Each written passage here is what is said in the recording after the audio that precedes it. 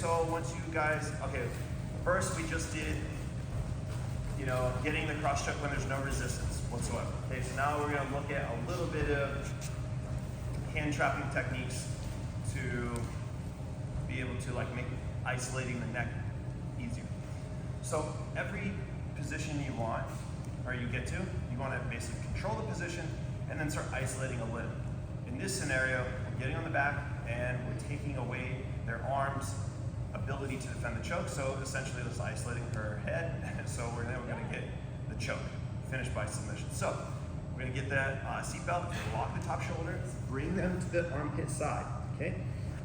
So the first thing I might do is already start thinking about getting my foot out, because it's going to help me in the end. You guys can either choose to body triangle here or just hook it on their leg and press with your foot on the hip, which does a lot of, it helps you tremendously in controlling them, okay? So now I'm trying to attack their neck, but they got both their hands to defend. They're maybe grabbing my choke hand, okay? For right now, let's just start ripping our hand away, okay? And then grabbing, we call this the top arm and the bottom arm. First, our goal is to trap the top arm, okay? So I want to catch, same side, catch it and pass it to a cross grip. The cross grip allows me to trap that arm without having to go over my own arm. Whereas same side traps, I have to go over my own arm, and then when I pull it out, there's a gap, and maybe they get out while I get out. It's just not as tight. And I'm not able to push down as far as I am with a cross grip. Cross grips, I can go much further, okay? So what I want to do is pass to a cross grip, and then make it go much further, and then take my heel and go where the wrist is, next to my own hand where the wrist is, and then keep my heel tight as I scrape it down, keeping a good connection, and then behind her back is a nice way to start. And then from here, I'm pinching on their arm. Now, I'm still very aware of their back's connection to my chest. So if I feel this is starting to slip, you're starting to lose the position. So don't sacrifice losing the position for trying to trap arms. Okay, so I still have this hooked on her leg, if I can help it. Just up your leg up, there you go. So I keep her pretty flush. So now I start attacking the neck, boom. And she grabs my wrist. So we're gonna, if you guys wanna come close, you're gonna learn this move called the locksmith.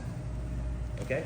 It's a very, very cool move to get through, because we've trapped the bottom, or the top arm, now we need to trap the bottom arm. So I'm gonna feed, she's holding my hand. She's incentivized to hold my hand because, one, I think she likes me, and then two, you know, or else I'll choke her. Okay, so then we pass this hand through. All right, so now I'm gonna go one, I palm up. I have a little stupid story. So we ask for some change, give them some change, and then you wrist lock them. Okay, very mean. So now you're gonna turn this hand and catch right away. So watch again. They're holding your wrist, you go through. This, the back of your wrist is going straight at their arm, not sideways, but directly at their arm. This one, you give them some change. You want to project that wrist downward. Bend that wrist, projecting it downward. This one, you want to project as much as you can upward, see? At the same time, and then you raise your elbow slightly. It'll pop. And then you turn around and catch their hand. So now you've isolated their neck by trapping both arms. So again, watch this. And then hand off, look at this. Boom, hand off. Boom, you really want to practice that? So it can look like this. She's controlling, I rip my hand out, get on top, pass, cross grip, trap, scrape. She hooked my hand, I feed, boom, and now I've isolated both arms. Now, in the no-gi, I would just get under and give a one-arm choke or a rear naked choke. But since it's in the gi, I get under and I just grab the lapel and then take the slack out. And then grab the second lapel, and now I'm ready to start doing the choke we just did. So now, since I have their arm trap, it doesn't matter, I'm ready to finish. So I'm gonna sit them up and then throw this leg on the top and just turn and finish. You're using all the same trapping methods to get to the same high percentage choke in the gi. Okay? So again, seatbelt, get your feet out, okay? Rip your hand free, grab their arm, pass it to a cross grip, pass it down, trap, scrape, pass it behind their back. They grab this arm. You feed it through, palm up, ask for some change, give them some change, and then grab their wrist. Now they're tucking their chin. So you're gonna go dig under their chin with a little scooper, lift, lift, lift, lift, boom, grab the lapel. Take the slack out if you need to, okay? Grab the second one. Now, this leg is a lever. I'm gonna push down with the foot. I'm pushing down and I'm internally rotating my knee to set her up. Mid-transition, while she's being sat up, throw the leg on her shoulder, right in the crease of the neck.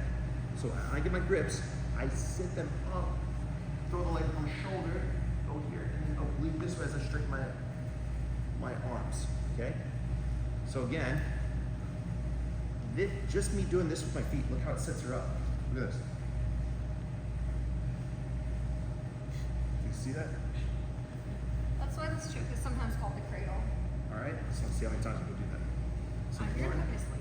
here, 1, 2, boom, sit them up, and then done. Okay? Have fun with that. Don't get on the back and try to just choke people without trapping their arms. Trapping their arms is like, in my mind, it goes together. It's a part of jiu-jitsu where you're isolating a limb, and in this case, it's their head. It's the limb of the head. Okay, so guys, like, trap arms, get the choke, and finish, okay? And don't fail, all right? It's not an option. All right, guys, let's go, 1, 2, 3.